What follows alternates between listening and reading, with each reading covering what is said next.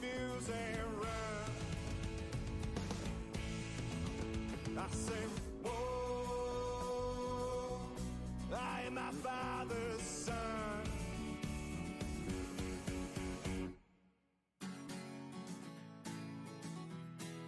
Light that fuse and run. Whoa, light that fuse and run.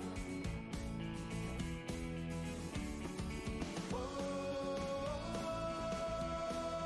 light that fuse and run. Whoa, light that fuse and run.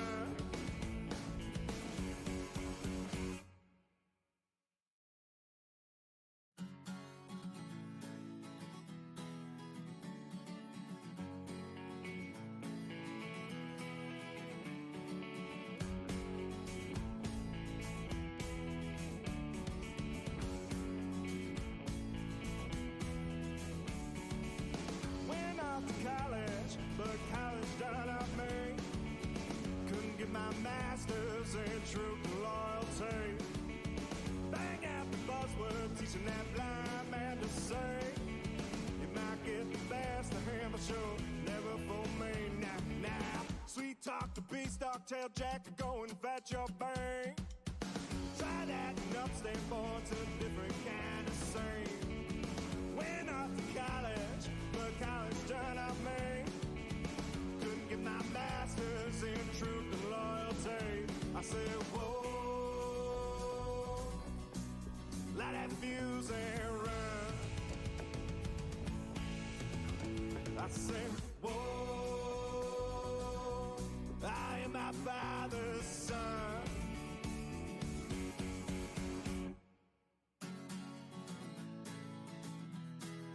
Light that fuse and run.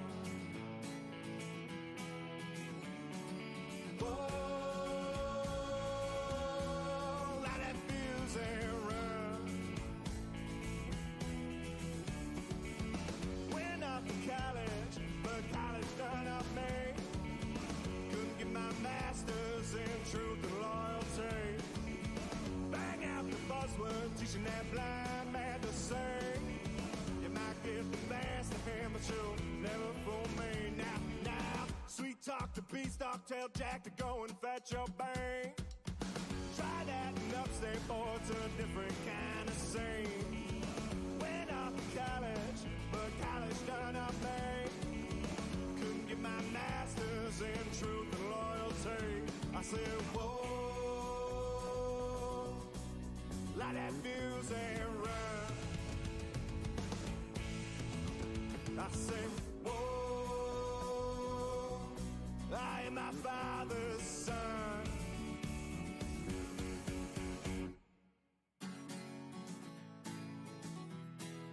Light that fuse and run. Whoa, light that fuse and run. Whoa.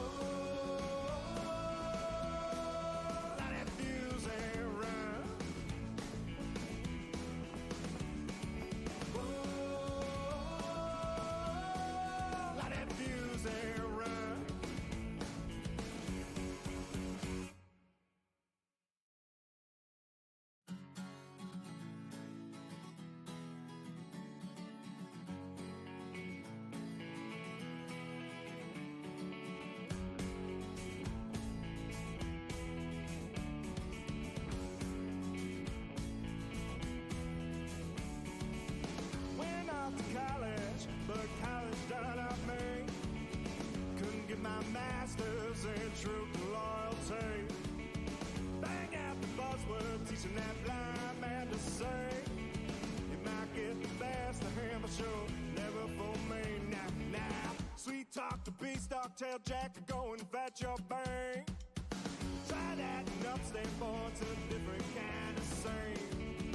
Went off to college, but college done up me. Couldn't get my master's in truth and loyalty. I said, whoa, light that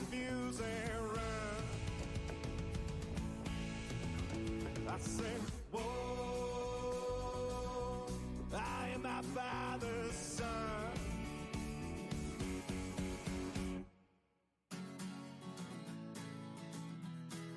Let that fuse and run. Whoa, let that fuse and run. Went off to college, but college done up me. Couldn't get my master's in truth and loyalty. Bang out the buzzword, teaching that blind man to sing. You might get the best of him, but you'll never fool me. Now, sweet talk to beanstalk, tell Jack to go and fetch your bank. Try that in upstate, boy, it's a different kind of scene. Went off to college, but college done up me. Couldn't get my master's in truth and loyalty. I said, whoa, light that fuse and run.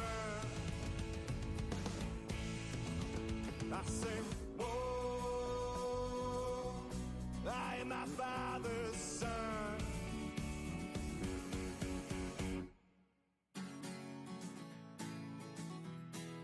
Let that fuse and run.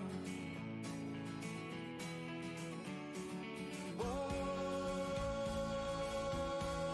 let that fuse and run.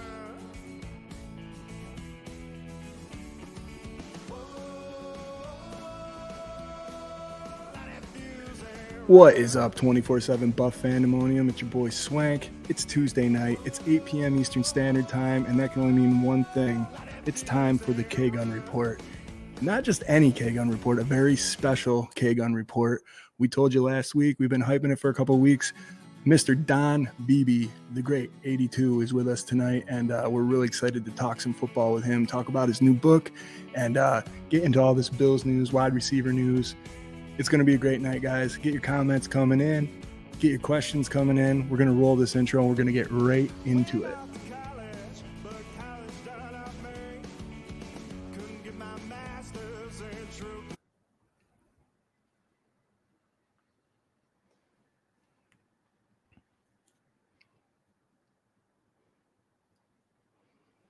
Here we are, and here it is on another beautiful Tuesday here in upstate New York. I am Swank, the host of the K-Gun Report, and guys, I could not be happier than, like 13-year-old me is just wigging out in my 40-year-old body right now because we have the man himself, Mr. Don Beebe, right below me, joining the panel tonight. Don, how's it going?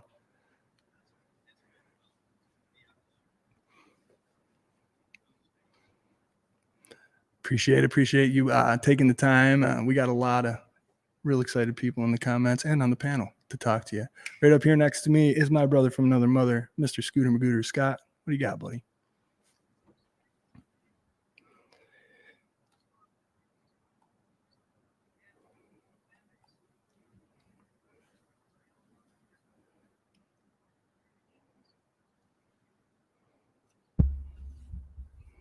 The originators of the Bills Mafia. We'll get into all that a little bit later. Right down here, kitty corner, is his twin brother, my boy, Mr. Jarrod Reed. What's up, Jerry?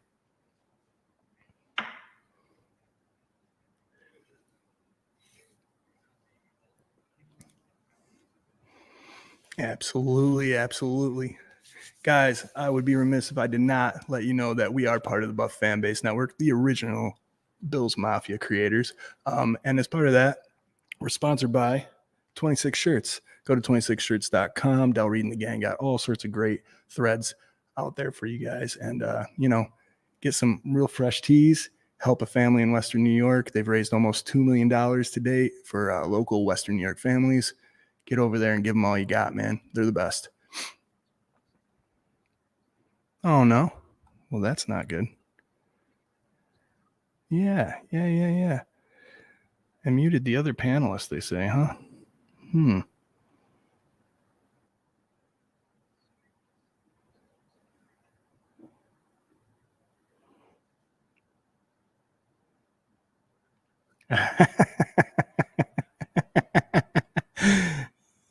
man. Hold on one second here, guys. I'm so sorry.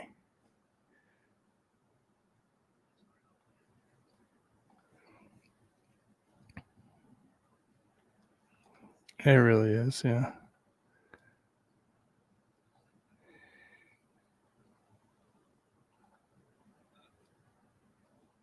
Okay.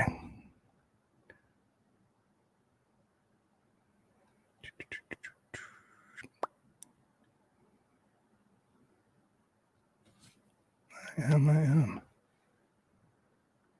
Yep, I'm working on it.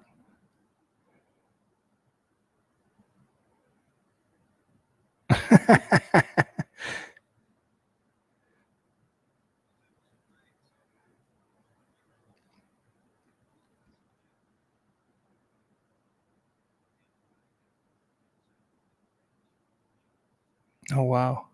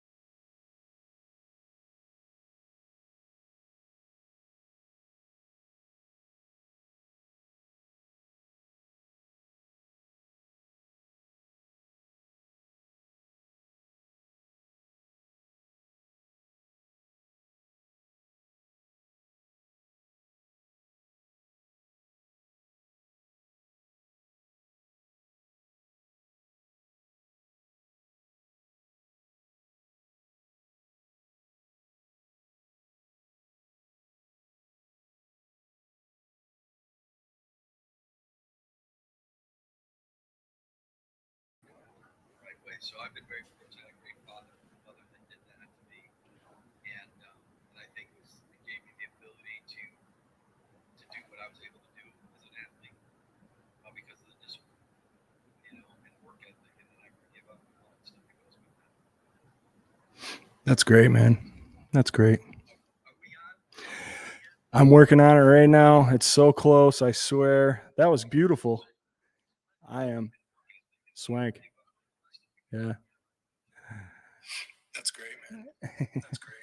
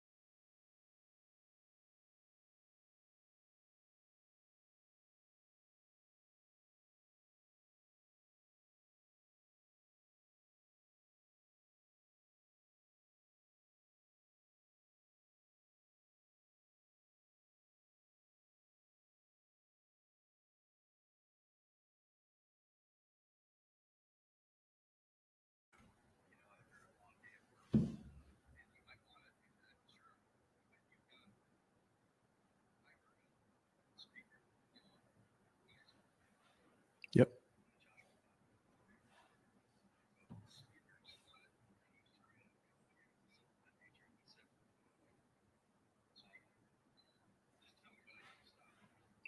You're good. No, you're good. I'm trying. This stupid thing is not working.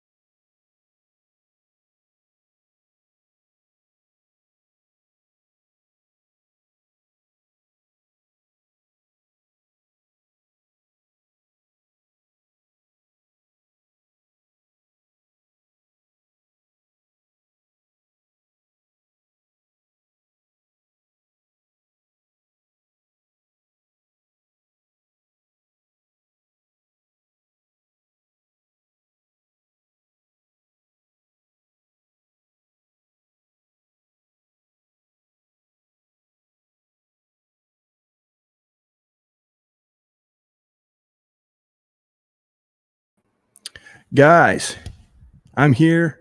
Please let me know if you can hear us. I'm going to start adding the guys back one at a time. We're going to start right here with Mr. Don Beebe. And let me know as soon as you can right in the comments. So sorry about the confusion. Don, can you hear me? I'm in. I'm good. Hey, let us know in the comments if you can hear Mr. Don Beebe. I'll tell you what. We got Jarrod Reed right here. Jerry, you there? You good? You see us? Here.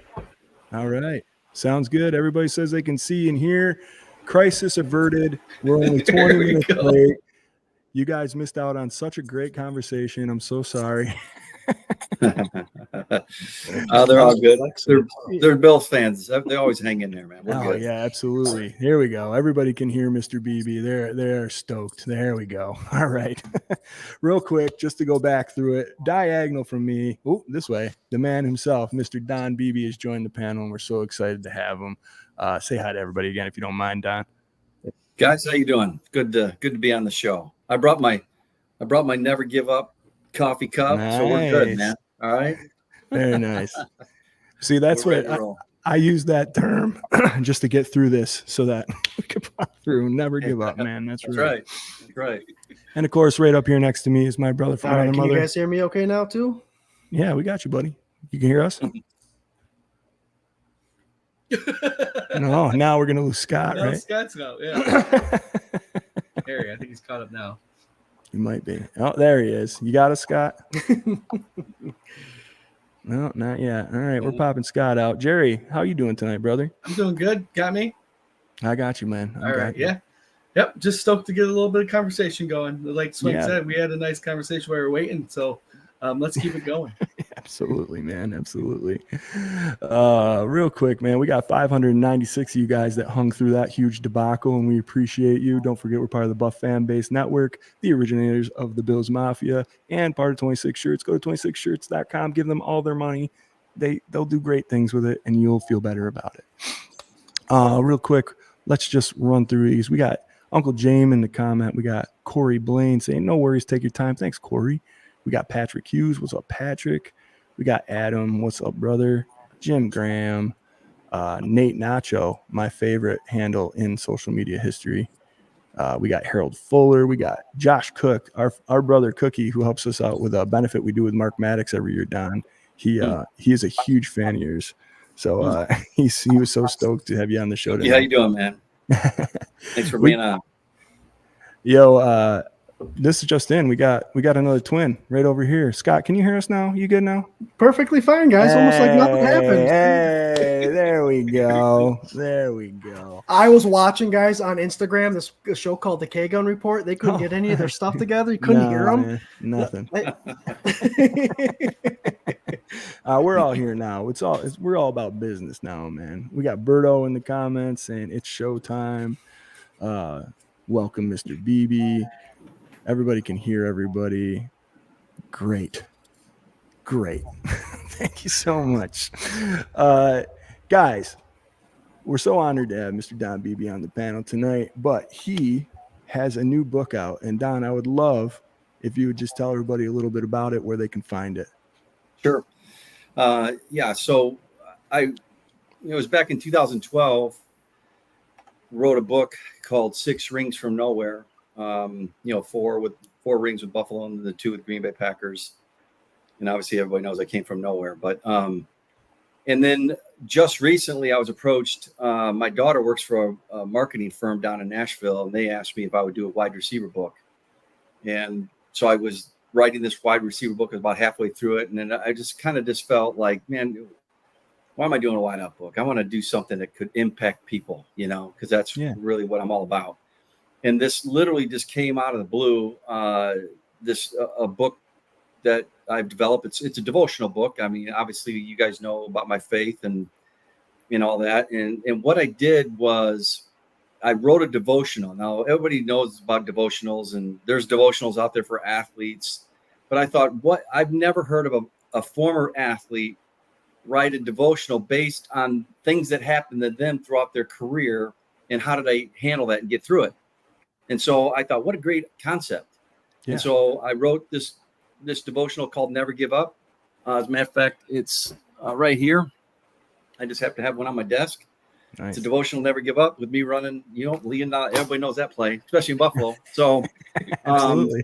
but what it is, it's just stories that happen to me, like how to deal with a coach that doesn't like you, or you don't feel like you fit in. I mean, every kid that plays sports, I don't care, you're going to have that day. It's coming.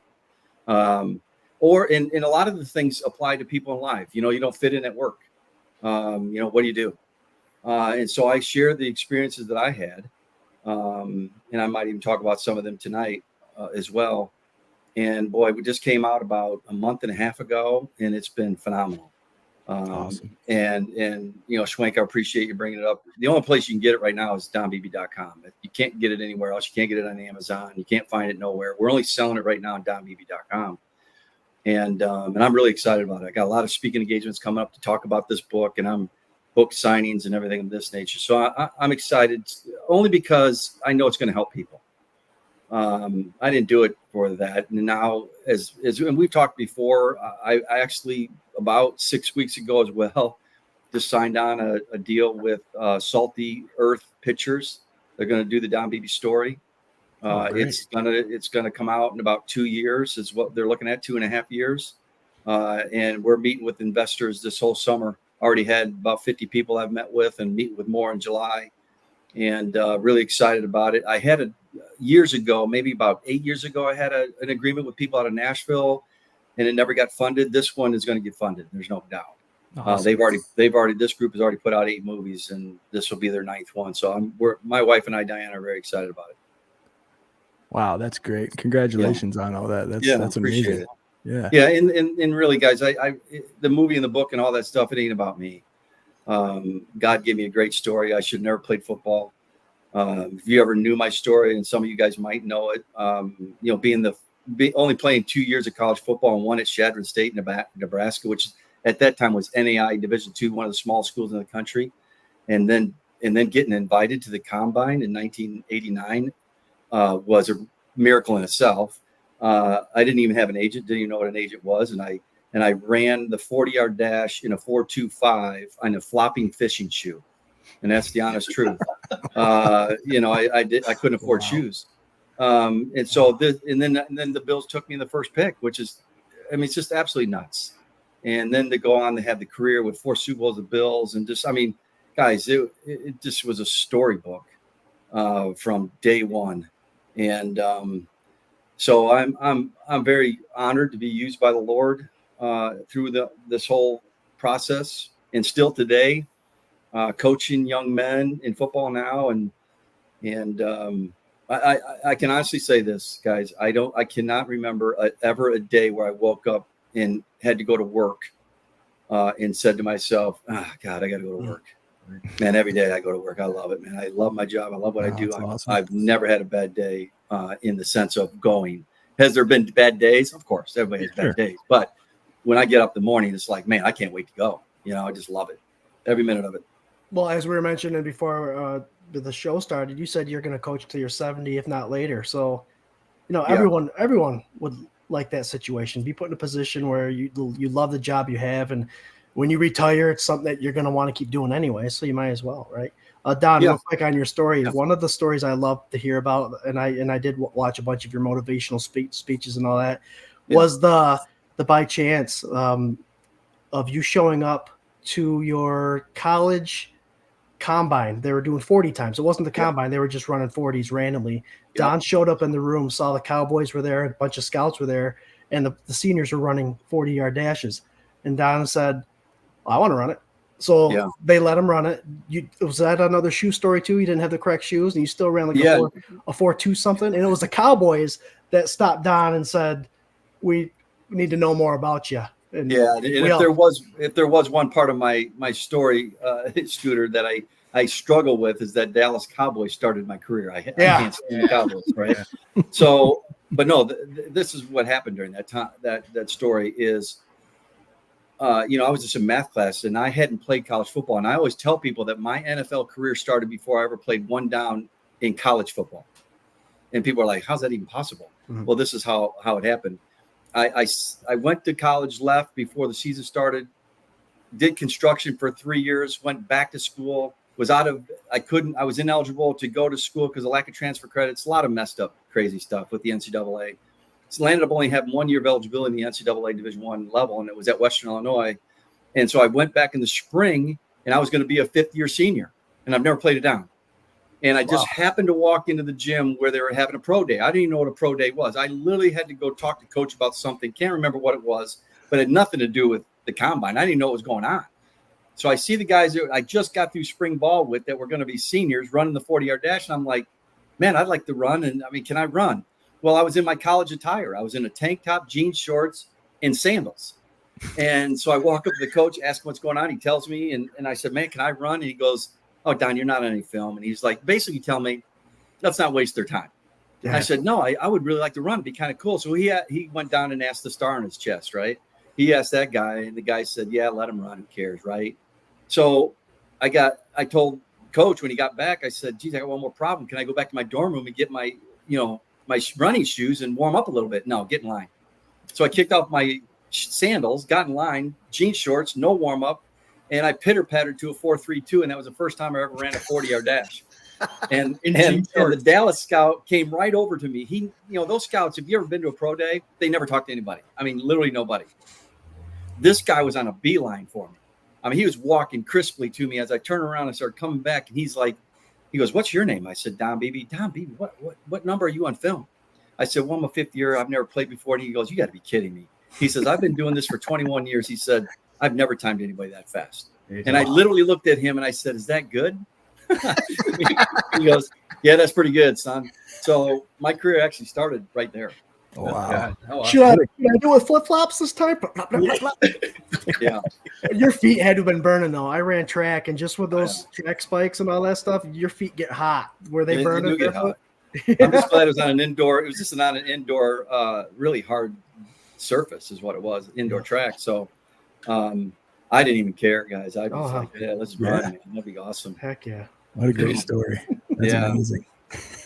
It was. I only ran to 46 times in my whole career. That was my first one.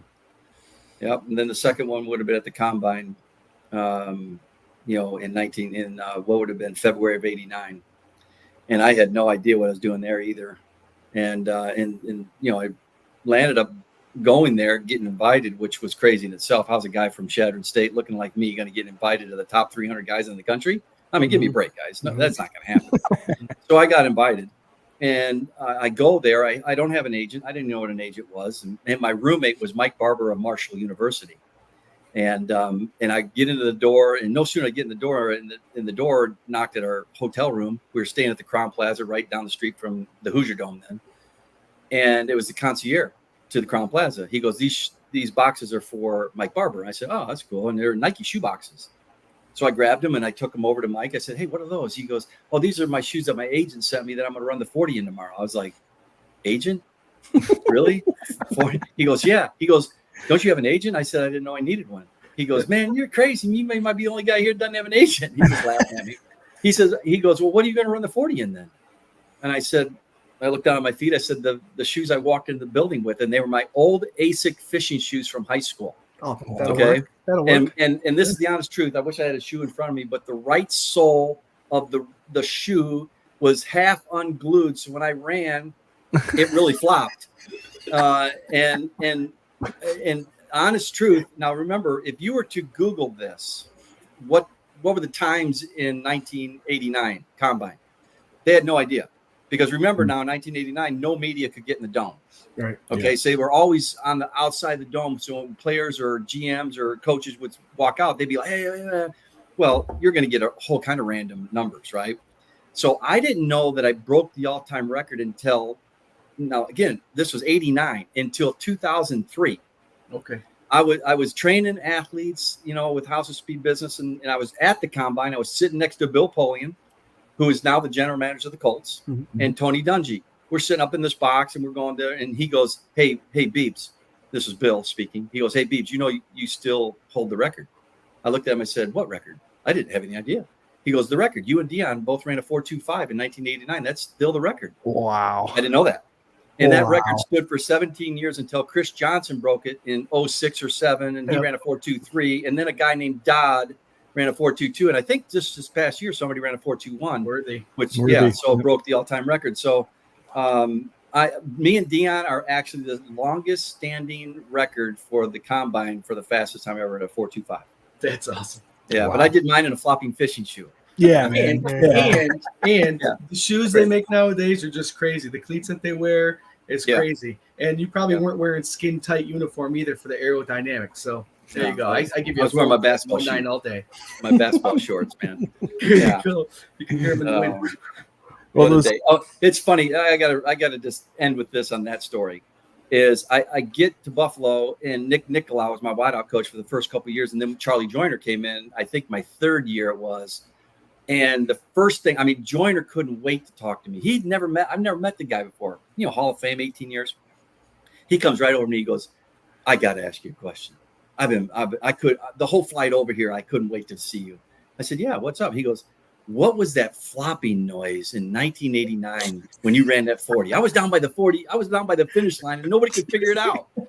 I told him it's my shoe. He couldn't believe it. You see that guy? Yeah, but he sure is fast. Yeah. Ran the soles right out of his shoes, man. Yeah, it was good. Did you have a deal with what were the ASICs? Did you have a deal with ASICs after the combine? No, I wasn't much of a marketing guy, I'll be honest with you. And you know what? It's funny you bring that up. That's one of the regrets that I do have. I wish I'd have kept that shoe. Yeah. I wish I'd have kept that shoe. That would be such a great piece to show nowadays. But I threw it in the junk probably right after that combine, to be honest with you. You know what, Don? I bet if you had an agent, you would have had one that had a ASIC. Yeah. That's true. That's true. That's good. What a great story. Well, we got some people in the comments. Got a couple questions for you, Don, if you don't mind. Love it. Let's see here. Corey Blaine, long time 24/7 guy here. He says, "Mr. Beebe, what is the number one play you always remember or think about, rather good or bad, that you had?" Yeah, I get that question a lot, and really the answer is I want to tell you what my most exhilarating moment was, because you can get so high, with emotions in a game, and mine was my rookie year. And most people might say, "What, landing on the head?" No. So remember now, this was 1989 was before K-Gun. Mm-hmm. K-Gun didn't come into the early 1990s. So here we are. It was Andre, Chris Burkett, and Flip Johnson, and I was the fourth receiver. So we never went 4 wide receiver sets ever. And 5 receivers was uncalled for, especially when you got Thurman, right? But with that being said, I never got to play in the first 2 games. And so Kelly goes to coach Levy on Monday, I think it was, after the second game, and he says, "We drafted this guy. I want to throw this guy the ball, man. Can we get him in the game?" So they cut Chris Burkett that day. That's the power of Jim Kelly. Wow. And so Flip came number 2, and then I slid into the number 3. So here it is. It's going to be on a Saturday afternoon, nationally televised game at the Astrodome, which was, pretty much the dome in the 80s. And I'm going to finally get to play. And so I got the whole family, And I get on the field, first time ever on the field, and I get up, and who's guarding me? Chris Dishman. And here I get up, I'm running up the line of scrimmage, and he's getting right in my grill. He's like talking trash to me. And it was all in light and fun. He was like, "All right, rookie, come on, rookie." He goes, "I hear this white boy can run, man. I want to see this speed, man. Let's go." And I'm like scared to death, right? And I'm like, okay. So I didn't say nothing. I didn't say a word. So the next play, the next third down comes along, and it's now, I think, it's second quarter sometime, and maybe third quarter. And because we didn't go 3 wide out sets much early in that game. And all of a sudden it's a pass play this time. And I'm supposed to do a post corner. And right before we break the huddle, because we're huddling it then, and Kelly goes to me, he goes, "Beeps." He goes, if he's pressed on you, go deep, man. I'm throwing it to you. And I'm like, oh crap, here we go, right? Here we go. I'm going blind scrims. I'm like, oh God, don't press. I'm literally talking to myself like this. And sure enough, he's up in my face, talking trash again, having fun with me. And I beat him for a 63-yard bomb. And you could see it. Okay. So the first pass that ever went my way and the first catch in the NFL was a 63-yard bomb from Jim Kelly. And if you watch my reaction after I score, I'm skipping like little girl. Okay, I had no idea what I'm doing in the end zone. I'm like, and then Andre drills me, and the whole bench is cleared, and it was like the most exhilarating moment, okay, of all time. But here's the funniest part of the whole story is the next series, third down, it's another run play, and I'm running out to the same side where Dishman is, and Dishman gets right up on my grill, and he's like, and then he backs up like 8 feet, and he goes, "Dang, white boy can run, man." Gotta give you space now. Yeah. And I really enjoyed it. But that's the kind of relationships you had with guys, over the years. I mean, Chris played a long time. He's just a great guy. We had a lot of fun, and we talked like that a lot of times in games. And that's, I'll be honest with you, as a player, that's what I miss the most, the camaraderie with the team and the other guys that you played against. It was just a great era to play football. That's amazing, man. Yeah. What a great story. I love this. We can do this all night. This is awesome. I was going to ask, did Chris Dishman continue talking smack? But the gameplay is a lot louder than the actual words, so he probably got more. Yeah. But he's a good guy. And everything that he was saying before the catch, even, he was just having fun. We were just having a good time. And he was young too. I want to say he was a rookie, or maybe his second year at that time, so he was young as well. And but yeah, I had a few other words for him later on in our careers, but it was all in fun and jest. I got one for you, Don. No, you played with Jim Kelly and Brett Favre. Two guys that are just the toughest sons of guns you'll ever probably meet. Is there one or two quarterbacks in the league now that remind you of those two gentlemen that you played with? Oh, wow. I it's hard to tell, who the quarterbacks of this era are from a personal level when I don't have, one-on-one conversations with the guys, right? Sure. Right. Like I knew Brett and Jim. All I would say is Jim and Brett were unique individuals in the sense that they were literally quarterback mentality playing, or linebacker mentality playing quarterback. And more importantly, they literally were 10-year-old boys playing in the National Football League. I mean, they were just having fun. They didn't care. They just wanted to go play. Mm-hmm. And it's like you're growing up with these guys. You're in the backyard, and we're just drawing things up. The Pittsburgh Steelers game, and most people don't know this either, that game I had 4 touchdowns in, 3 of them were literally drawn in the dirt during the course of the no huddle. They weren't even a part of the call that was called from the sideline, or Jim, called a lot of the plays. He would just look out at me and just say, "Hey, run this touchdown." So it's like, that was like, come on, guys. That was so much fun playing in that. And Jim is one of the most loyal people you could ever meet. I don't know if you guys have ever had the chance to meet him.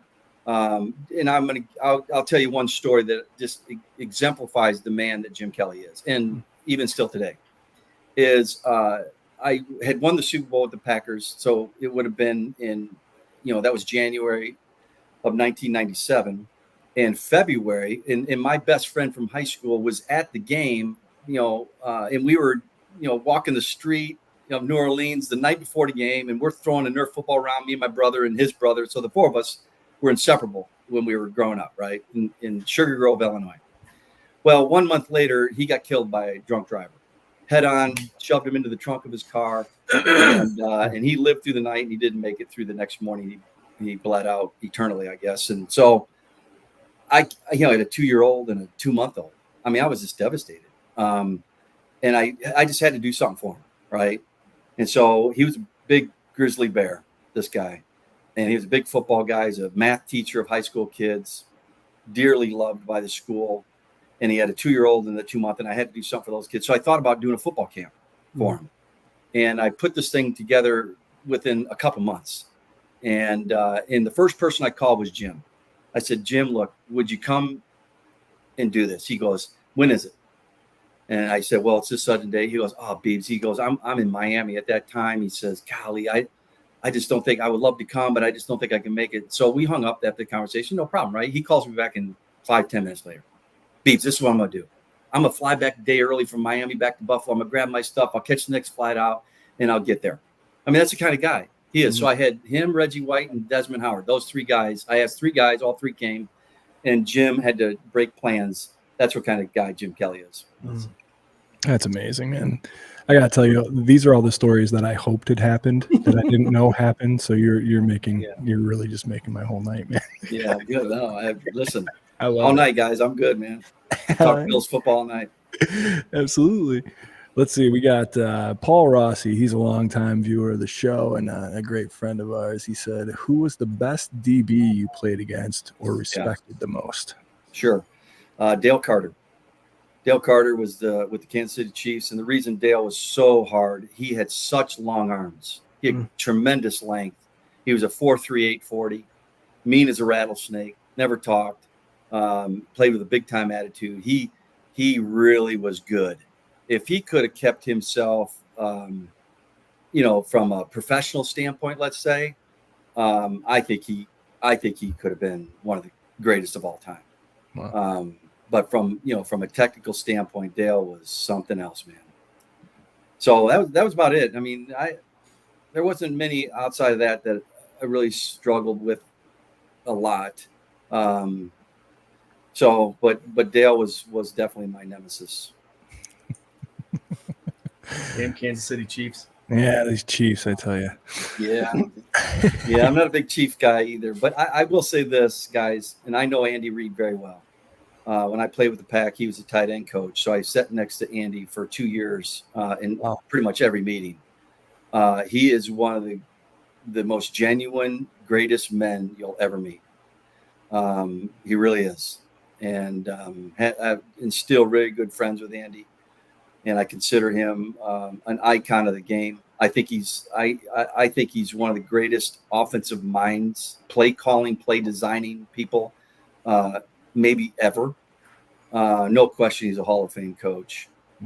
So I don't like that they beat us, but if Andy's going to beat my Bills, okay, I guess it kind of stomachs a little bit because it's Andy. Right. But he's a good man. He is one of those like iconic figures in the NFL that you can't help but like respect and really enjoy, really, So that's great. And you know what, guys? He has a lot of the same qualities that Coach Levy. Coach Levy is, I mean, I don't know if of all the guys, and I think there was 24, 25, maybe 26 guys that played in all 4 Super Bowls. If you asked any of them, okay, about him, nobody would have 1 minute that they would say, I didn't enjoy it with him. I mean, he is the most incredible, one of the most credible, definitely the most humble Hall of Fame person in the Hall of Fame.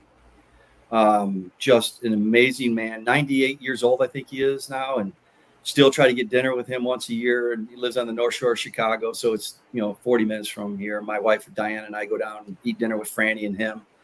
And he's been to, when I was at Aurora Christian in that dilapidated field and no weight room, I was just a Bad News Bears on steroids, and so we had to rent this field that was so dilapidated that, when you took a shower, the players took a shower, the water was halfway up their shin, rust and mold everywhere. And here we get to the first playoffs in 2004, and who's doing the pregame speech? Coach Levy in the locker room. I mean, just the video watching that just brings you to tears. And then then I go to AU and he comes in and my first game there, homecoming, he's there doing the coin flip and doing the pregame speech. And I mean, he is an absolute incredible man. Yeah. Again, you are making me so happy. Yeah. Well, it's the things that you hear, you want to hear coming from the guys that are part of his life. It's like the Coach Andy Reid thing. You only see what the media is allowing you to see. But sometimes you get little glimpses. And one of my favorite things about Andy Reid is the commercial he was just recently in last year about chicken nuggies. It's like you can almost now do that play with chicken nuggies. I thought that was hilarious, but it tells you that the guy is more than just football. He's got a sense of humor. He could be funny. And that's just the glimpses that us as fans, I mean, you got to take it as it is because we're not showing much more than that. So it's fun. It's awesome to hear these stories come from people that know them. Yeah, and so another compliment that you can give the two of those men is anybody that's ever met them or actually really knows them, I'm not sure I've ever said a bad word about either of I mean, usually people are going to say, he's a jerk, or man, he didn't sign this one time, or he was just, or whatever. I've never heard anything bad about those two ever. That's awesome. Yeah. Guys, I want to remind you real quick, we are part of the Buff Fan Base Network. Please go follow everybody over on Twitter. There's great programs over there. We got the Nickel City Crew. We got the Ryan Thomas Take Sports podcast. There's Tea Time with Robin, all sorts of great shows. Go check it out. Also sponsored by 26 Shirts. Go to 26shirts.com, see what Dell and the gang got going on. And buy a lot of stuff, man. Help out some families in Western New York. We're having a great time sitting here with Mr. Don Beebe, ex-wide receiver of the Buffalo Bills and Green Bay Packers. We do have a question right here that I wanted to get to from my dude, Mr. Nate Nacho. He said, "What's up, fellas? Great stories. Don, could you talk a little bit about the comeback game? What do you remember?" He's getting really into specifics here, but part of it that I really wanted to hit on is like, when did you know you were coming back to win that game? Yeah, great question, Nate. So now keep in mind, if there was a guy that knew the inside story, you're looking at him, right? Outside of Frank himself. He was my roommate. Frank and I were roommates for 6 years, 5 with Buffalo and then 1 with the Carolina Panthers. And I'll never forget this morning. Usually, we wake up, pretty close to the same time. We go down and get breakfast, and then we get to chapel, and then we watch some film and have a team, meeting before we dispersed and go to the game. But this morning I woke up and Frank wasn't even in the room. I was like, oh, that's kind of weird. So I put my shorts on, t-shirt, and I go downstairs into the, chapel. Don't see him in there. I thought he might be watching some extra film. No, he's not there, and can't find him. So I'm going back to my room, and I just happen to look out into the parking lot now. This is a cold, blustery morning, and his S10 Blazer's running. Smoke exhaust is coming out of his muffler, and I'm like, what in the world? Is this guy trying to kill himself or what? Right? I walk out there in my t-shirt, my shorts, and I'm freezing my butt off. And I walk into the window, and the window's cracked, and it's all fogged, and you can't even see inside his window. And I knock on his. I said, dude, what are you doing? He goes, Bees, I get it. He goes, I got to write these words of this song down. He says, just let me do this. I'll talk to you about it later. I could tell right now that was hands-off time, so we're good. Got it, man.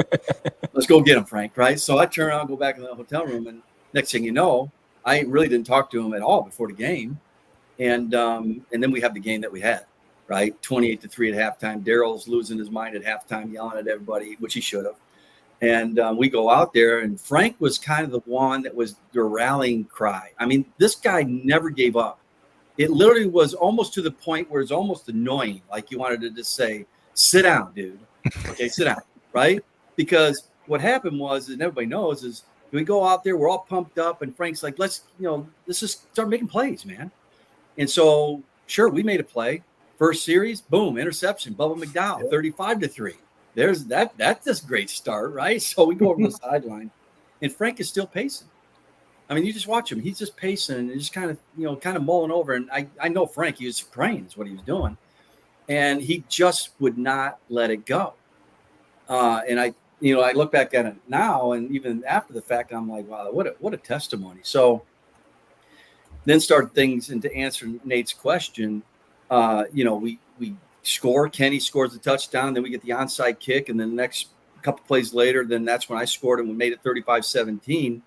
I think it was really the next touchdown with Andre that made it 24 from that. 17 was kind of like, okay, people are kind of getting crazy. Everybody was hopping the 12-foot fence back in the game, because there was 4 million people there. Just ask. Yeah. Oh yeah. And so, yeah. And so here we are. It was, I think from my standpoint, when Andre scored the 24th point, I was like, dang, we could do this. There's a lot of time left in this game. Mm-hmm. And I'll be honest with you guys, it was to Frank's testament of never giving up, holding the pieces together, staying positive in the huddle, that allowed everybody to start grabbing a little mojo. And that's why we landed up. And it's funny because, we both use plays. He used the comeback. I used the Leon Lett play to just impact people and never give up, because you never know the result until it's over, right? And when it's over, you better be able to look back and say, bless you. You better be able to look back and say, hey, I did everything I could. No regrets. That's how you got to live life, because you can live with the regrets if you give it your all. You cannot live with it if you don't. Yep. And that was just a great testament to Frank that day. And the moral of the whole story, guys, of what he was doing in the vehicle, so I can finish this up, was at the end of the game, complete chaos, right? I'm in the locker room, sitting in my locker, and the media is just like, Frank, we got to get you down there. It's like, it's nationally televised. It's a playoff game and everything like that. Well, of course, that wasn't, in Buffalo televised. So Frank's going down, and he stops like halfway to the media room. He goes, wait, whoa, I want to go back to my locker. And I grabbed the words that I wrote down to that song that he was writing on a piece of paper, "In Christ Alone" by Michael English. And he literally stood in front of millions of people, and he said, before I take a question, I have to read these words. Mm-hmm. And he read the words "In Christ Alone," and it impacted so many people, including Michael English, who was watching it. Wow. Calls Frank, has his agent call Frank. Next thing you know, Michael English is in Buffalo doing a concert, and it was sold out. It was this awesome event. So wow. It was really cool.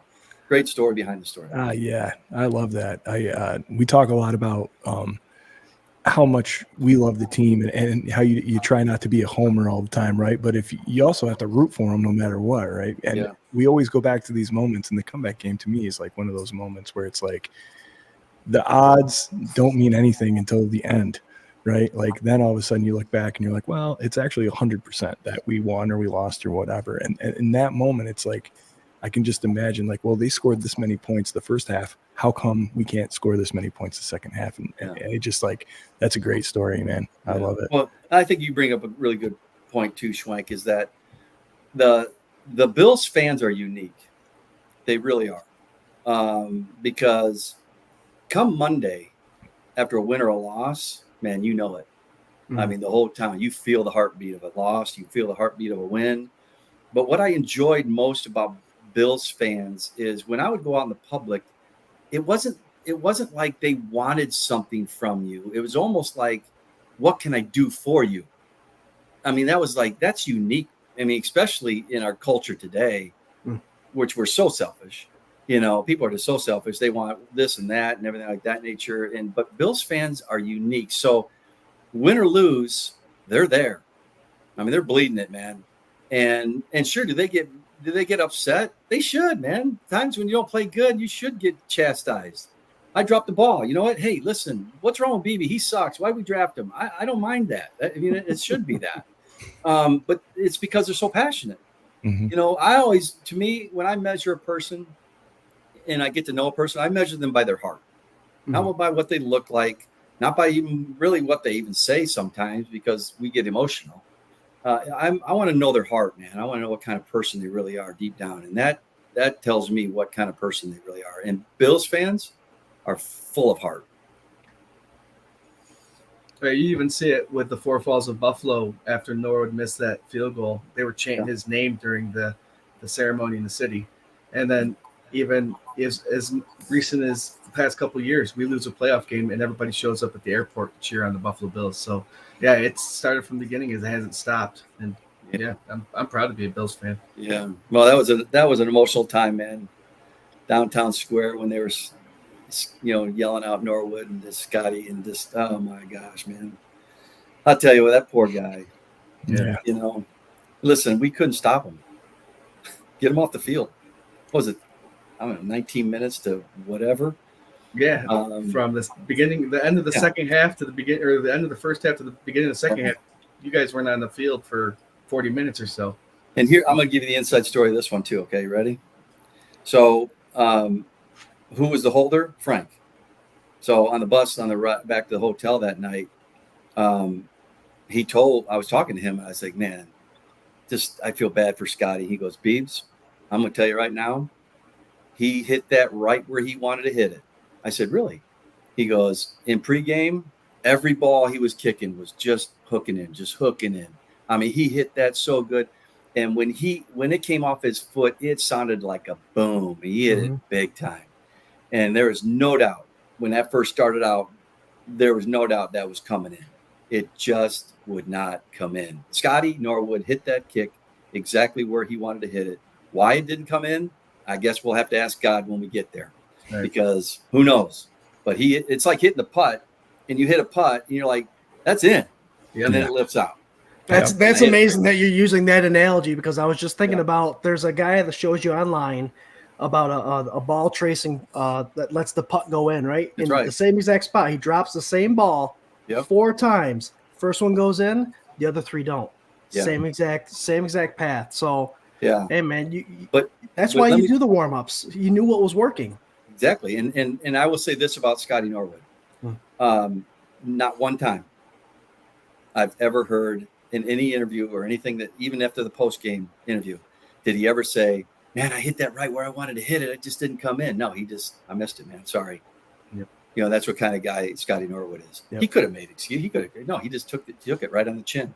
Mhm. And but man, I'll tell you what a great guy he is too, as well. Just humble. And I felt bad because for a long time he didn't even really leave his house. To be honest with you, the pressure had gotten so big and so crazy. That should never happen, guys. No, not at all, man. Not at all. And how often something like that happens, and a lot of people forget the success he had to get the Buffalo Bills there. They counted on him for a lot of kicks to even get to the Super Bowl. No question. You forget about it. It's true. That's true. We always want to focus on the negative. Mm-hmm. But I will say, though, that not Buffalo. There's always going to be that 10% goofballs, but not much in Buffalo. Yeah. Those people, they just love Scotty. I've done a few autograph things with Scotty, and man, those people just come out and floods for that guy. So it's just he hit a great kick, guys. Didn't come in. That's all it was. 100%. Yeah. You got volunteers now? I was 10 years old. I just remember, and I get knocked for this all the time. When the Bills lost, I would go in my parents' room, jump on the bed, slam the door as hard as I could. So I remember doing that. And you know what? I as a Bills fan, I'll be honest with you. I went through the 4 years being a huge Bills fan at the age of 10 and on, and I wouldn't change it. Yeah.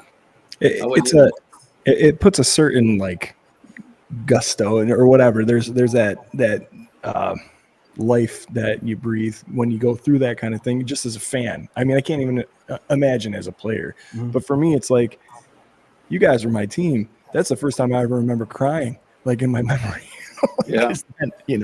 And I never, not once, would ever have dreamt about not watching every game and rooting for every. You know what I mean? It just. For all those years, through all the drought and everything, and when you go through that kind of thing as a fan, and we're a fan first perspective show, and then you get the drought broken, and you get these little you get a Josh Allen, you get things happen on the other end. I end every show almost with every week saying, appreciate this time, appreciate what we have right now, because we know what it's like, and there was a big gap in between it, and fans our era or our age really understand that. And I think newer fans have kind of just sat right into it, and they get to see Josh Allen and Stephon Diggs and all that stuff, and that's fun. But well, I'm going to tell you another inside story. Okay. Yeah, please. And I'm going to tell you why the Bills lost 4 and Green Bay won it. Okay. And this was a question I was loading up for you, but I didn't know how to ask it. I'm so glad that you did it. Yeah. So there you go, Swank. Being on the sidelines and being in those games and being a part of that, you feel the heartbeat of the team, right? And people ask me that question all. What was the difference in the two teams? I said, well, Buffalo was more talented, no question about it. Look at all the Hall of Famers off that team.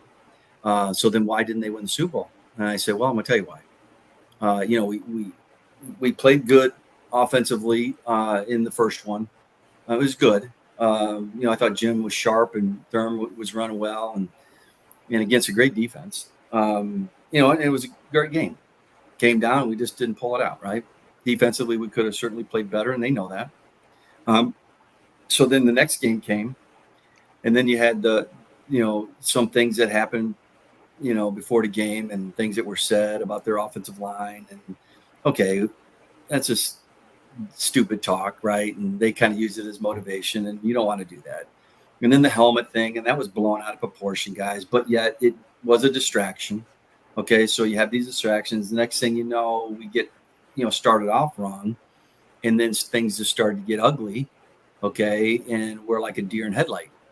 So we're not playing with the mojo that it takes to play, because one thing about guys that from Pee Wee football to, middle school, high school, collegiately, professionally, and then the bigger the games as you go, the emotions are like a bigger roller coaster. So you can get really high and you can get really low. The bigger the moment, right? The bigger the games.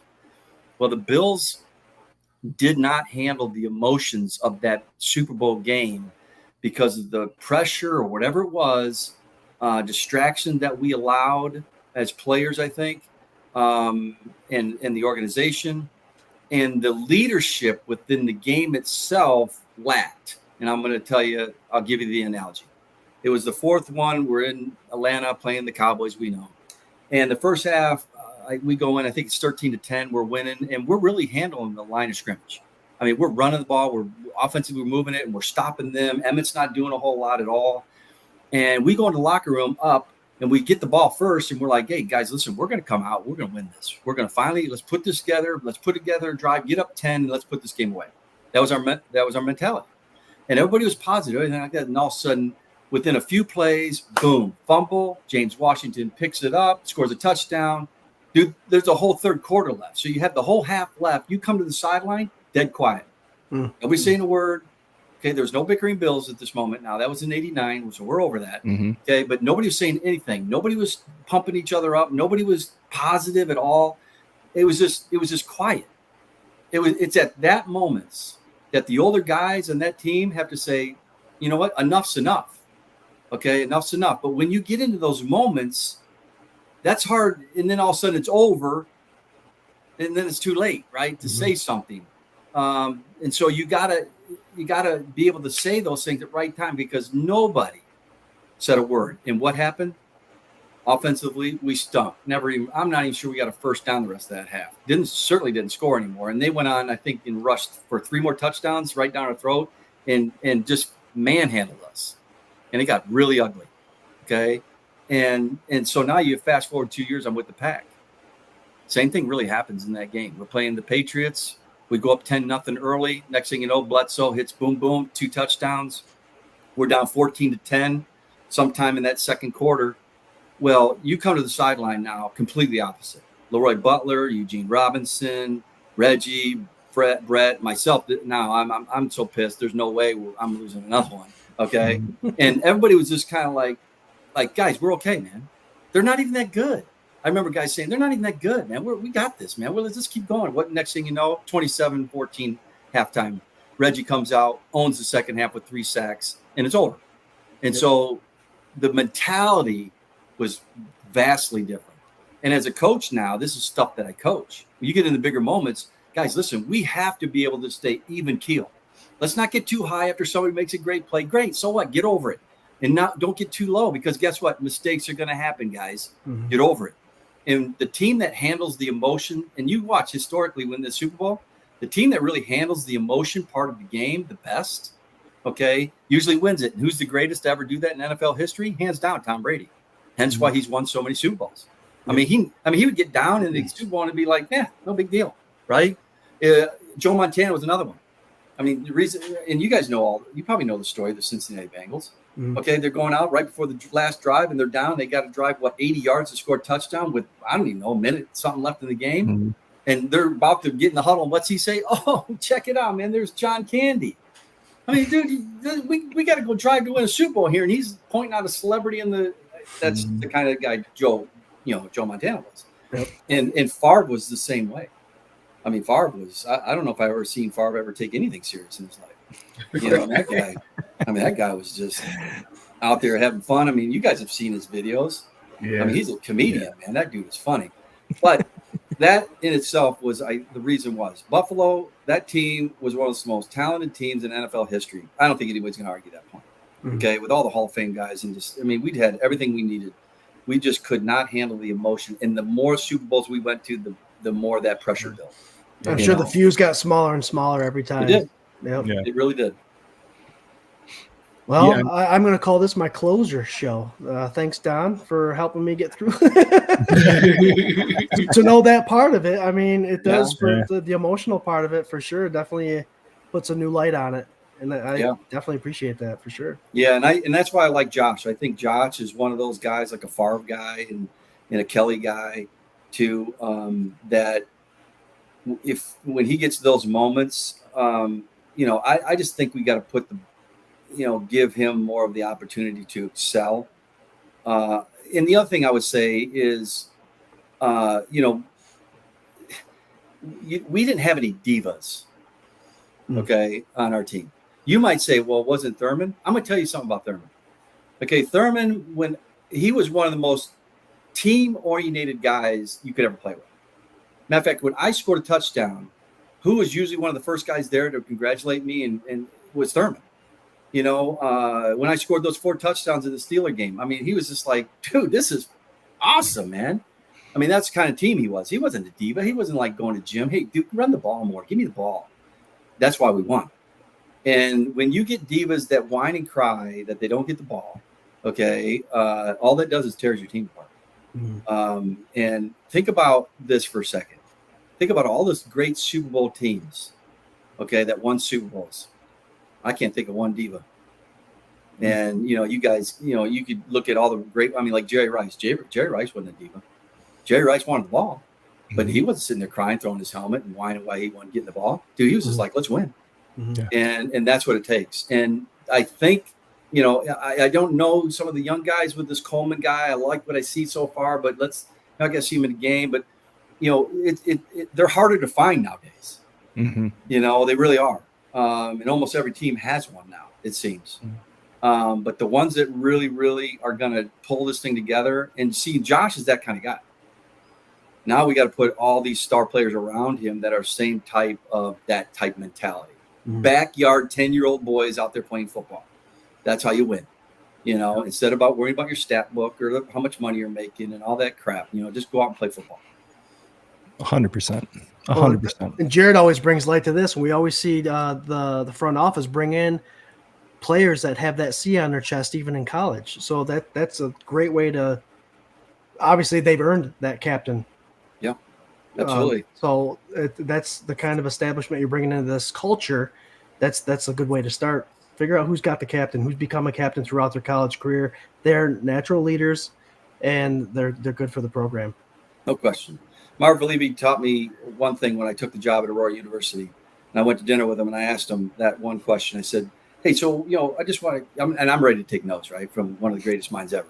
I'm like, hey, so what do you look for to left tackle and a quarterback and a defensive end and all these things? He said, Donnie, and he calls me Donnie. People that are really close call me Donnie. So he goes, Donnie, he says, before you ever get to that, he says, recruit 3 things: character, character, character. If he doesn't pass the character test, move on. He says you're going to win a lot more games with him, and it's going to be a whole lot more enjoyable when you do win and when you lose. He said, find character. So that's what I've done. And believe me, I've had some guys that just awesome players on film. And then I meet them. You're not my guy. Yeah. And the first question that I ask him right out of the box, and I said, I want to know what your top 3 most important things are in your life. What are they? And if he says football first, I'll look at him and I said, son, you got your priorities screwed up. Right. And I don't care if his mom and dad are there. And I say it in a very nice way. He goes, well, what do you mean football? I would think you'd want that. And I said, nah. Yeah, football's important, but it's not the most important. Right. Yeah. So, and I just, it just tells me a lot about a person when I hear that answer. Yeah, it makes sense. I mean, you got to have that heart. I feel like Josh Allen is one of those guys. He's like a golden retriever, right? And you see him out there and he's just having fun and he loves it. And when all this disarray and all the BS in the media was happening and the turmoil, you could see it was like affecting his play a little bit, or at least his attitude.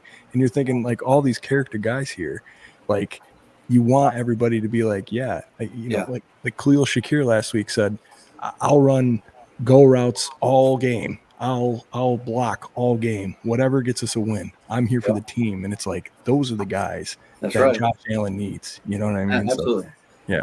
Listen, when you see your quarterback out there selling out his body on a run, I mean, come on, guys. Yeah. I mean, this guy, this Josh Allen's a dude now. I would take Josh Allen on my team all day. I think I personally, if I'm drafting a quarterback, I'm taking him number 1. No doubt. I'm just going to put the people around him. Yep. Thank you.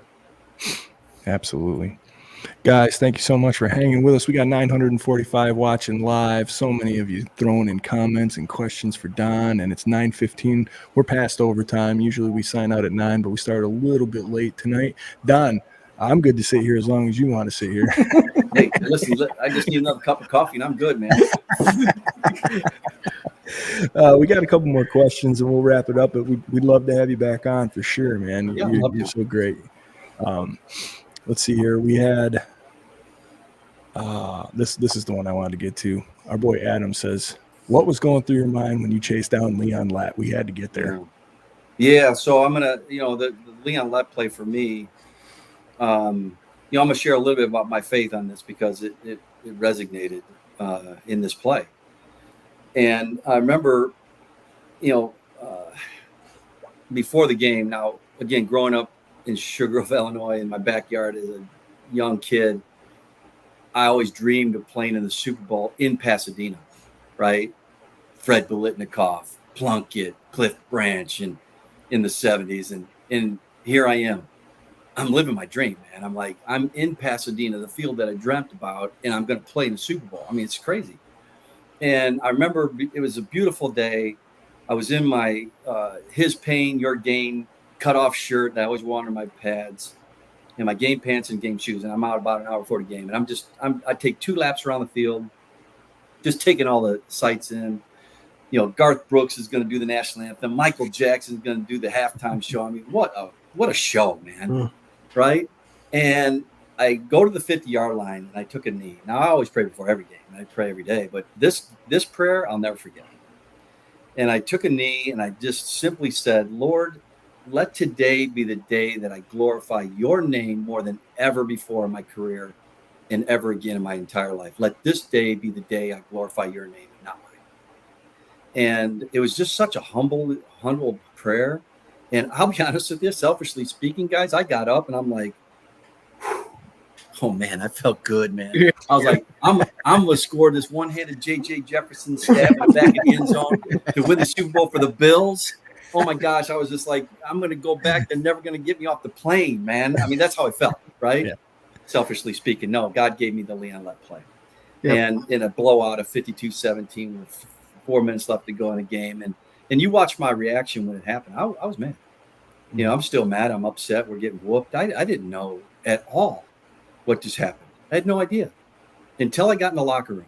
And when I got in the locker room and Ralph Wilson, the owner, literally walks in, and when the owner walks in, and he bypassed everybody. I mean, you could tell he was on a mission to get to me.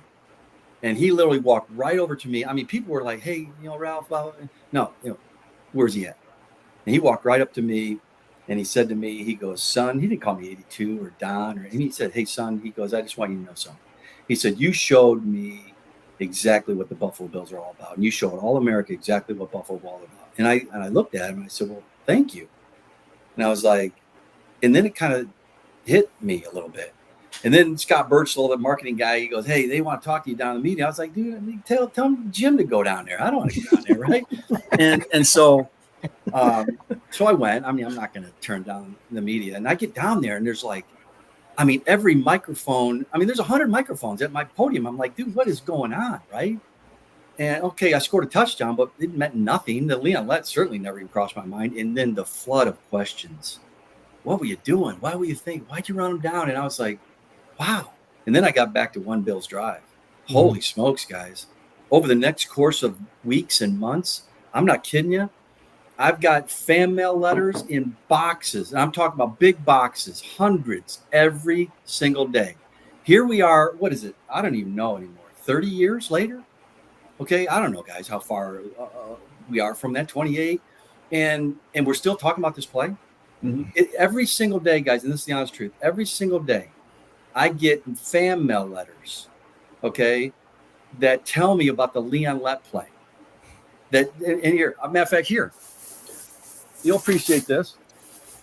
These are still fan mail letters I gotta fill out now. And I promise you, almost all those, this guy needs this picture signed. Okay. I mean, it's like, wow, these people are still talking about it. So here's the moral to the whole story, and this is where I share my faith. Is I stand at a lot of stages and talk. to people. And I'm one of the most introverted people you'll ever meet growing up. I mean, I just hated talking in front of people, but God gave me a gift of playing football and being the first pick of Bills and having this play, the Leon Lett play. Because when I stand on stages or I talk to a football team or whomever, I'm talking to so many 900 people you said on this podcast tonight. Mm-hmm. It will resonate with people, but how many people can relate to a one-hand stab in the back of the end zone in a Super Bowl? Nobody. Mm-hmm. But how many people can relate to never giving up? Everybody. Mm-hmm. Especially after what we just went through 4 years ago. I mean, people were just giving up. And it has given me such a platform to speak on this. Man, when I wake up in the morning, guys, I'll be honest with you, man, my feet are going. I mean, I'm 60 years old almost here in a few months, and I'm like, I feel like I'm 20, 30 years old. Let's just go, right? Let's just attack this thing. And I really feel that when it's all said and done for Don Beebe and I stand in front of God, he's not going to say, hey, great job, all the wins as a coach and a player. No, he's going to say, hey, I brought this kid to you in 2024. What'd you do with him? That drives me. Mm-hmm. This letter that this 10-year-old boy that might have just wrote in his letter, and he just needs you to maybe say something nice to him. Mm-hmm. That goes a long way. Okay. And I can't ever forget that because that to me is what I'm going to stand in judgment for, all those things. So that drives me as a man today. And that really is kind of the moral of the whole story of the Leon Lett play. It wasn't because I always say this, and on the other side of this is how you react to something, guys, is really your character. Mm-hmm. Because if you have a minute, if you have an hour, you have a day to think about it in our marriages, in our relationships that we have with you guys on your podcast all the time. I mean, if you have time, we're going to come around. We're dudes, right? Hey, we're good, right? We're good. But how you react to something when somebody does something to you, that's really your character. Mm-hmm. I mean, it really is. And so, and people are like, why'd you run them down? Why'd you do that? I said, my parents. Listen, man, my parents raised me in a home. Hey, listen, you're not quitting. Quitting's not an option in this family. Matter of fact, it was so much of that way in my culture, my dad's culture in the house, that whatever I took on my plate at dinner, I was finishing it. You're not gonna throw that in the garbage, or you're not gonna slap it down to the dog. You're gonna finish that when you put it on the plate. Yeah. There's little things like that teach you the character of never giving up. So it's not like I sat there and think, wow, I think I'll run them down. No, you just react. Coach Levy is another thing that he used to say, guys, all the time, almost before every game. He said, guys, your character will be revealed in every game you play, good or bad. Make it good. And boy, it resonated with me big time. Amazing insight, man. It's so great talking to you, and I love it. I love all of it. It's great, man. It really is, and it's so true. I mean, at the end of the day, that's all we got left, right? Like, you could have just let them go, right? But that wasn't in you, and I love that. I really love that. What I also love about it is the fact that before the game you said a prayer. Yeah. So hopefully, I don't know what your vision was, but it probably wasn't that.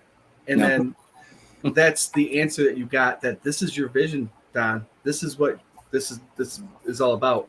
It's not the glory, it's not the Super Bowl championship. Your message is this play right here, and that's going to push you forward. So what you ask for is not necessarily what you're going to get. It's you're given this for a reason. Take advantage of it and go with it. Yeah, that message speaks volumes. That message speaks volumes, and it doesn't matter how it looks, and it's not the most glorious, but it may be the most, the one that hits the most and can relate to people the most, and that's what counts. Yeah, I'll tell you another story, and this is in one of the stories in the devotional book, Never Give Up, is when I went to Carolina. It was, I'll be honest with you, in all my career of playing sports, it was the worst year by far. It was an awful experience. And I didn't go there with those anticipations, obviously, right? Mm-hmm. Another reason I respect Coach Levy is he brought me into his office after my 6th year in Buffalo, and he just said, remember we went to 4, and then in 1994, we didn't do anything. So they were ready to move into a younger generation. So they were moving on from Don Beebe's and Metzlars and Franks and people. And so I was like, okay, if it's not going to end in Buffalo, and Marv brought me into his office and sat me down man to man and told me instead of putting it over the national media or anything like that. I mean, he's a professional guy. He's just a genuine person. So we talked it out, and I said, hey, Coach, I appreciate the time, man. That's why we still have that high respect for each other today. all we got to do is talk to each other, right? There's a concept. So so I wanted to go somewhere. I see Pete signs with the Carolina Panthers. I see Frank signs with the I'm like, man, Napoleon's there. I'm like, man, I got to go to Carolina. So we reach out to Carolina and we worked out a deal. And man, I'm going down there telling me I'm going to be the number one guy. I'm going to be the oldest wide receiver in the room and with the most experience. And I'm going to be the guy. And Frank's going to be the quarterback. Man, this is like a slice of heaven, right? Of football for us, right? And so I go down there and I break my rib third day in training camp. So I'm out a couple of weeks and I came back and hardly ever saw the field again. I moved from number one on the depth chart to number 3, and it was an awful experience. And I got MF'd every day. It seemed like I was made to feel by my wide receiver coach and offensive coordinator like I couldn't play. And it was an awful experience. And I'll be honest with you, from a human nature, I was ready to hang up the cleats, man. I was like, I don't need to go through this. You know, which, just so you know, everybody that plays sports, guess what? You're going to feel like this at some point in time in your life. Okay. So I had a decision to make. Was I going to wallow in my self-pity, you know, start pointing fingers and things like that? Or was I going to look in the mirror and see what I could do and get on my knees and pray? Because, guys, listen, one thing I learned throughout my career, my identity is not in football. Okay. My identity is in the Lord and in my faith, period. And then when it starts there, everything else seems to just kind of fall into place, doesn't it? So that's how I did it. And so the nice thing about it is center yourself around godly men. Who was my roommate? Frank, a godly man. And he was going through the same thing. They told him he was going to be this. And I don't want to share Frank's story because that's his story, but they bring in Kerry Collins, the number one pick. And they started to make Frank look like he couldn't play and all this stuff. And I'm witnessing this in these meetings. And I'm like, dude, what are they doing to him, man? And we were both upset for each other. And so we're roommates. And what do roommates do? Usually when they go on the road in the hotel, they flip on the tube and watch, you know, a movie or something, right? Or they go to dinner. Not Frank and I. Frank and I would open up the word. We'd share with each other. We'd pray for each other. Just a very unique situation. Frank really helped me get through that trying time in my life. And I hope that I helped him get through it. And so we made a pact that we were going to go to practice every day because neither one of us wanted to go. We hated every day. Right. Okay. And we were both ready to just you know, give it up. And we said, no, we're going to go every day. Okay. We're going to fight this battle. We're going to go every day with a great attitude. And man, we started balling, man. I mean, he's the backup there. I'm the backup wide. He's throwing it to me every time. I mean, we're just killing these guys. 1-on-1, 7-on-7s teams. And we're just killing them. I mean, I felt great. Right.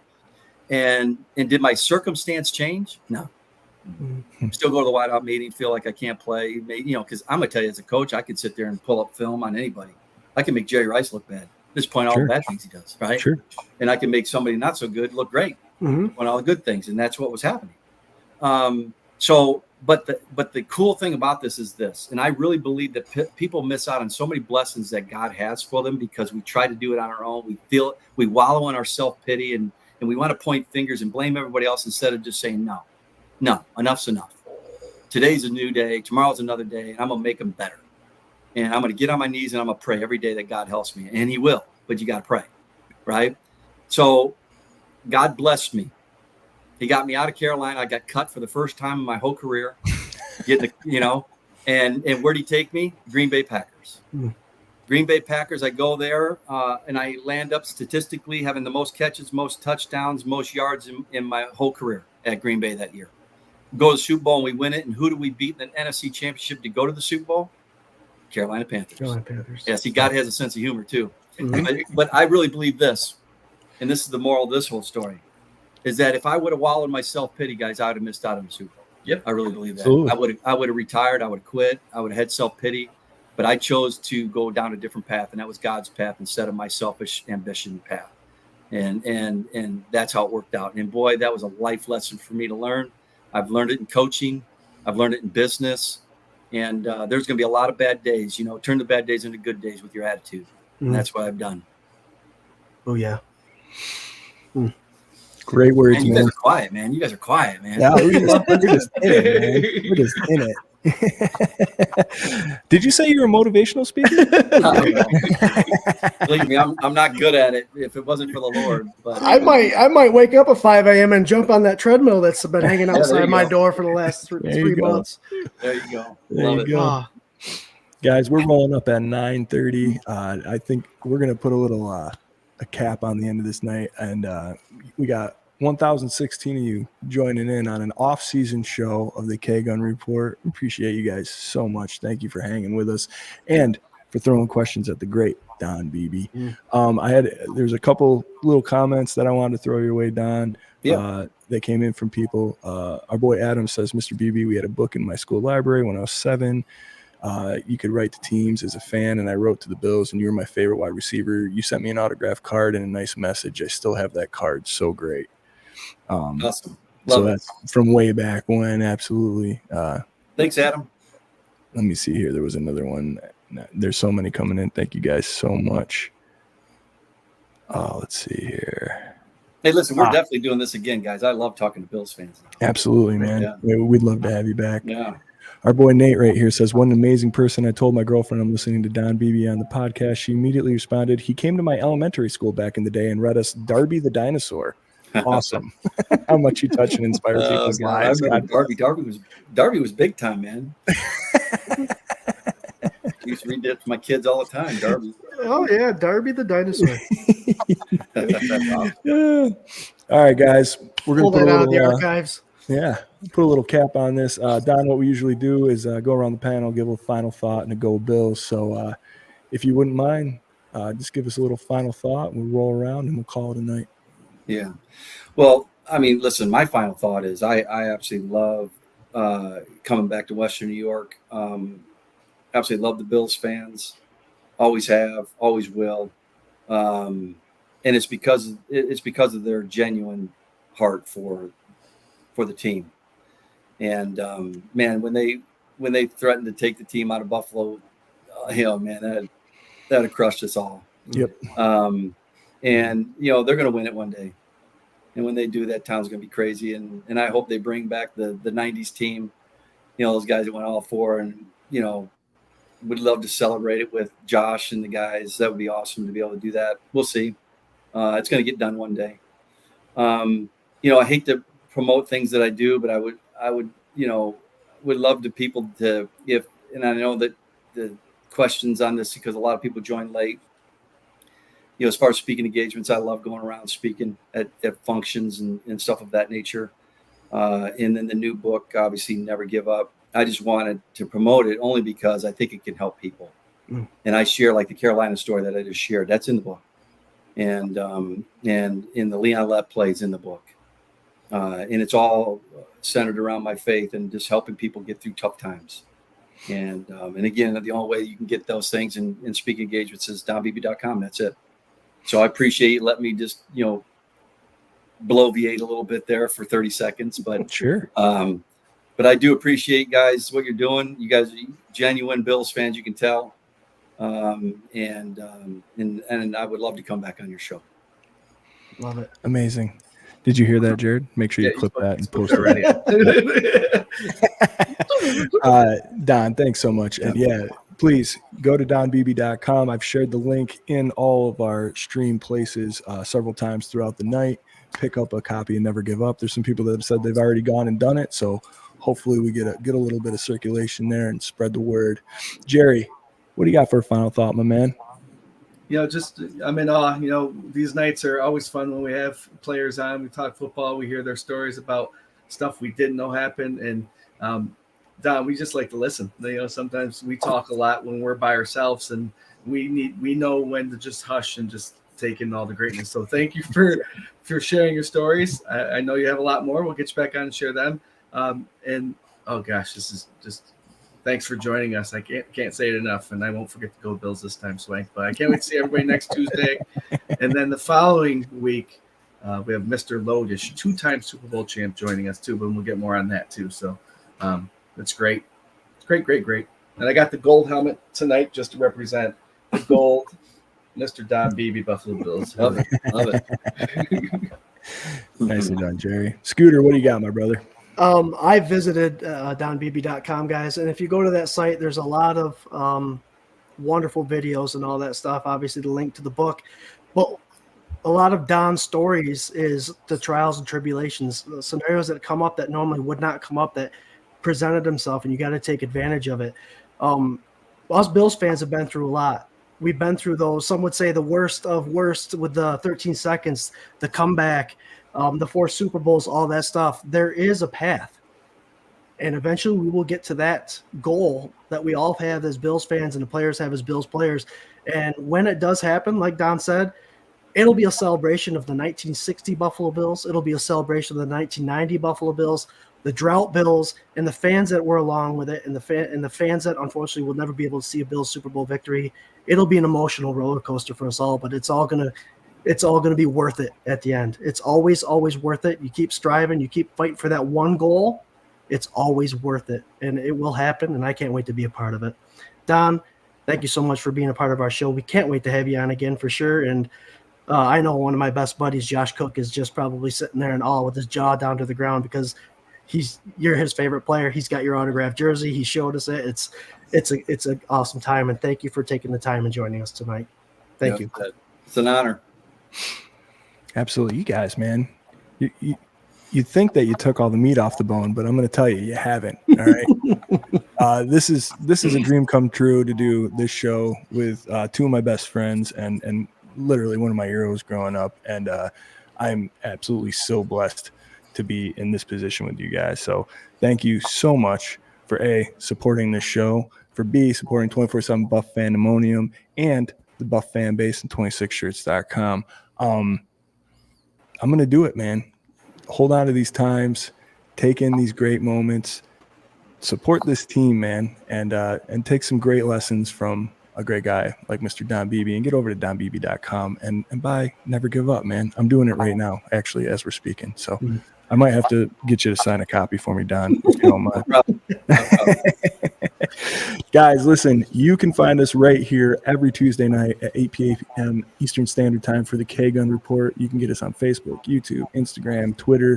You can follow us all of those places. You can go to 247buffandemonium.com and check out all the new blogs and great content we have over there. There's a store, all sorts of great stuff. Don't forget to follow Buff Fanbase and 26shirts.com.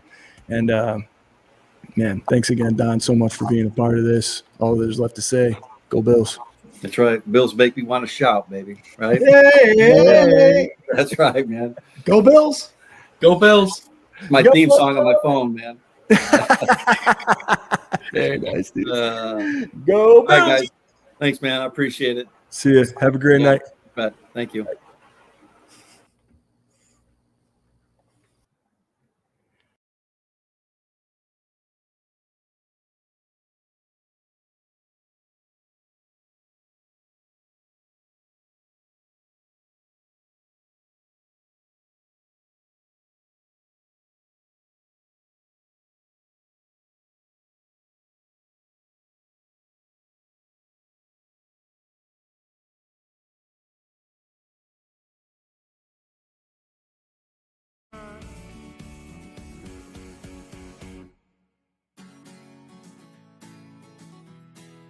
Let the fuse and run.